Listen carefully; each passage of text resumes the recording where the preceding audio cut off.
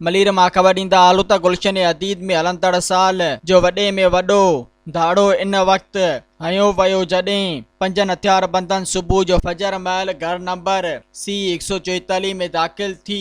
निंड सुतल घर भातियुनि खे यरगुमाल बणाए रसनि सां ॿधी हिक कमरे में बंदि कयो ऐं घर जूं अलमारियूं टोड़े 95 लख रोक ऐं 4 तोला सोना ज़ेवर फुर करे फरार थी विया। इन सिलसिले में मखदूम मोहम्मद जान बल्द मखदूम अख्तर हुसैन स्टील टाउन थाणे पहुची केस दाख़िल कराईंदे ॿुधायो त आऊं गुलशन हदीद एक्सीटेशन फेज़ 1 में ABM मोटर्स जे नाले सां शोरूम हलाईंदो आहियां। गुज़िरियल राति पंहिंजे भाइरनि ऐं फैमिली सां गॾु घर नंबर C144 फेज़ 2 ते निंड सुतल हुयासीं त ओचितो राति 4 वॻे धारे 5 हथियारबंदनि घर जूं भितियूं टिपी असांजे कमरनि में दाख़िल थी विया ऐं हथियारनि जे ज़ोर ते असां समूरनि खे निंड मां उथारे ॿधी कमरनि में क़ैद कयो ऐं घर में मौजूदु समूरियूं अलमारियूं टोड़े 1 करोड़ खां वधीक पैसा ऐं ज़ेवर खणी फरार थी विया। हिन मुतालबो कयो त आङुरियुनि जे निशान जी बुनियाद ते जवाबदारनि ख़िलाफ़ कार्रवाई करे फुर थियल पैसा ऐं सामान वापसि करायो वञे।